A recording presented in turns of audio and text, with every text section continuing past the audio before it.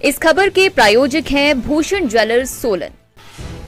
भाजपा राष्ट्रीय अध्यक्ष जगत प्रकाश नड्डा पर पलटवार करते हुए बागवानी मंत्री जगत सिंह नेगी ने कहा कि पूर्व की भाजपा सरकार ने प्रदेश में ऐसा वित्तीय प्रबंध किया कि डबल इंजन की सरकार 75,000 करोड़ का कर्ज छोड़कर गई। उन्होंने कहा कि सबसे बड़ी ओपीएस की गारंटी प्रदेश सरकार ने सत्ता में आते ही पूरी की। वहीं सरकार जनता के द्वारा कार्यक्रम को लेकर जगत सिंह नेगी ने कहा कि यह कोई चुनावी कार्यक्रम नहीं है। प्रदेश में कांग्रेस सरकार ने इस तरह के कार्यक्रम पिछली सरकारों में भी चलाए हैं। भाजपा की जो पिछली सरकार हिमाचल में रही, अगर उन्होंने वित्तीय प्रबंधन ठीक किया होता तो 75,000 करोड़ का कर्जा ये डबल इंजन की सरकार छोड़ के नहीं जाती।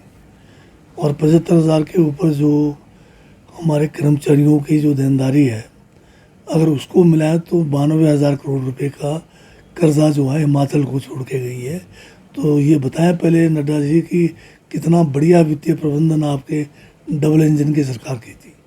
और जहाँ तक आपके आपदा के समय सहायता की जो बात केंद्र की हो रही है, उसके लिए मैं ये बताना चाहता हूँ कि जिस जोश में अभी आप जो है हिमाचल में आ रहे हैं, चुनाव को ध्यान में रखते हुए बड़ी उत्सुकता दिखा रहे हैं, तो अगर यही जोश अगर आपने आपदा के समय हिमाचल में आकर दिखाया होता, हिमाचल के लोग जब पीड़ा में थे, जब आपदा में थे, तब अगर हमारी मदद की होती तो कुछ और बात होती थी। गारंटी अब बात का बतंगड़ बनाना तो भाजपा वाले बखूबी जानते हैं। हिमाचल प्रदेश में या तो भाजपा के लोगों ने काले चश्मे पहन रखे हैं, या फिर जो इनका एक मतलब असली फॉर्मूला है कि एक बात को, एक झूठ को 1000 बार बोलो तो लोग उसको यकीन करने लगते हैं।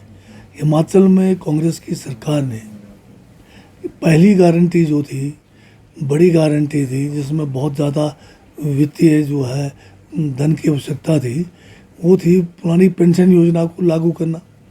और पुरानी पेंशन योजना को पहली कैबिनेट में उसका जो है देने का फैसला लिया गया और पहली बजट में 1,000 करोड़ रुपए का प्रावधान करके इस गारंटी को लागू किया गया।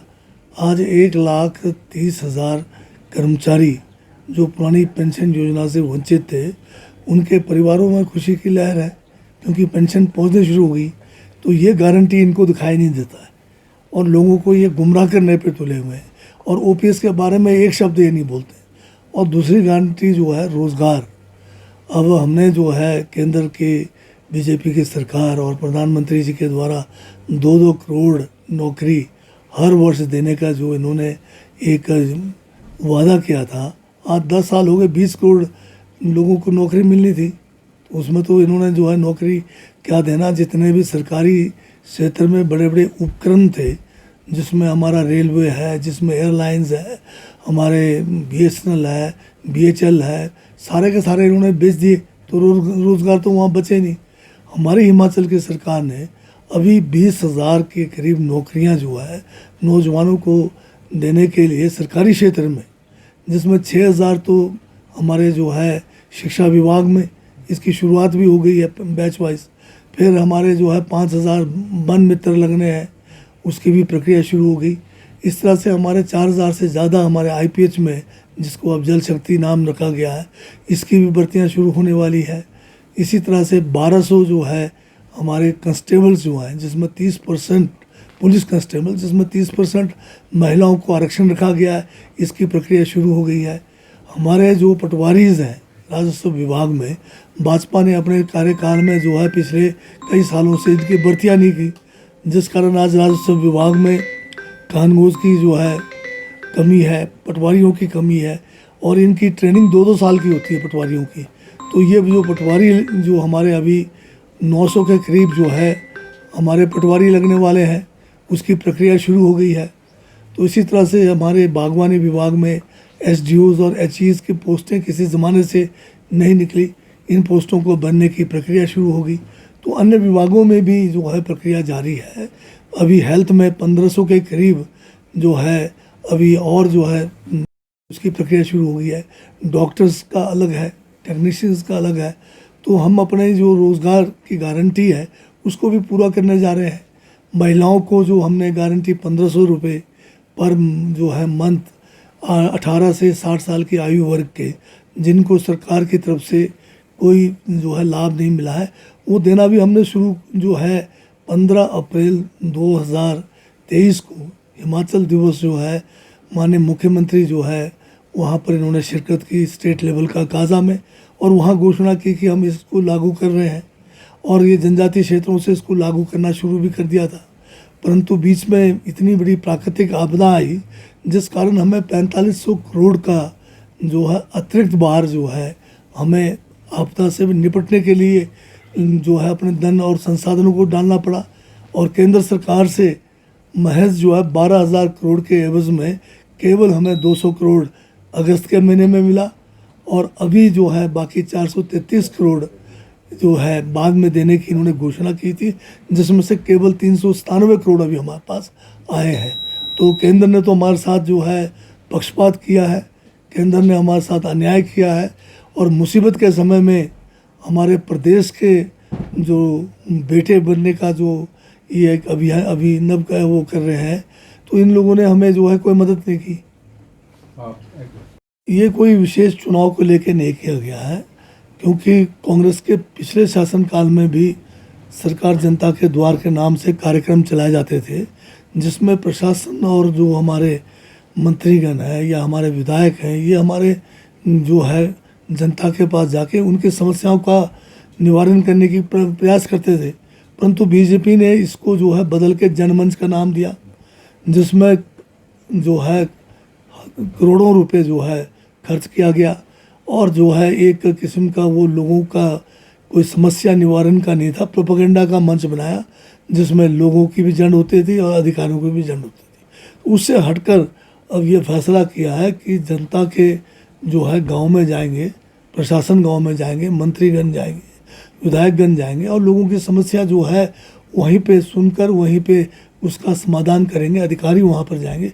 ये एक नया पहल जो है हम करने जा रहे हैं। अभी तो आज का जो है हमारा एक एग्रो हमारा जो है इसको लेकर एक बैठक थी बोर्ड की।